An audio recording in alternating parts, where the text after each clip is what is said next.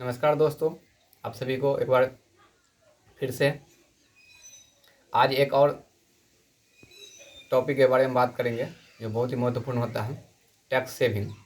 हम लोग कहीं ना कहीं अपने पैसा बहुत मेहनत से कमाते हैं और उसके लिए हम लोगों को टैक्स सेविंग भी करना बहुत ज़रूरी होता है।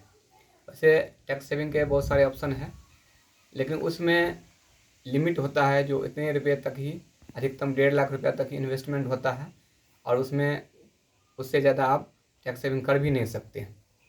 और सबसे महत्वपूर्ण होता है जो मेरा जब मेच्योरिटी होता है, यानी जब भुगतान का समय आता है, उस समय मेरा पैसा टैक्स कट के मिलेगा या बिना कट के मिलेगा, ये महत्वपूर्ण होता है। उसमें ऐसे पीपीएफ में आप 1.5 लाख रुपये तक टैक्स बचा सकते हैं, सुकन्या समृद्धि में आप टैक्स 1.5 लाख रुपये तक बचा सकते हैं। कुछ और ऑप्शन सब हैं, इसमें आप टैक्स तो 1.5 लाख रुपये तक बचा सकते हैं। इसके अलावा आप 25,000 रुपया हेल्थ इंश्योरेंस करवा के भी टैक्स सेविंग का लाभ ले सकते हैं।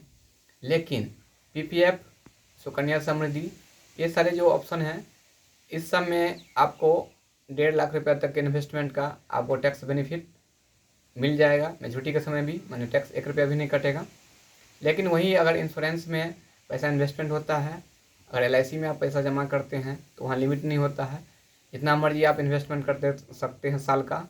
और जो भी पैसा मिलता है, सबसे पहला बेनिफिट उसमें जमा करने के समय आप 1.5 लाख रुपये तक आप छूट ले सकते हैं इनकम टैक्स में।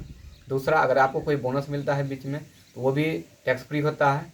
और सबसे महत्वपूर्ण फ़ायदा होता है उसमें, जब मेरा मेच्योरिटी मिलता है मेरा उसमें 1 रुपया भी नहीं कटता है, पूरा का पूरा पैसा मेरा टैक्स फ्री मिलता है।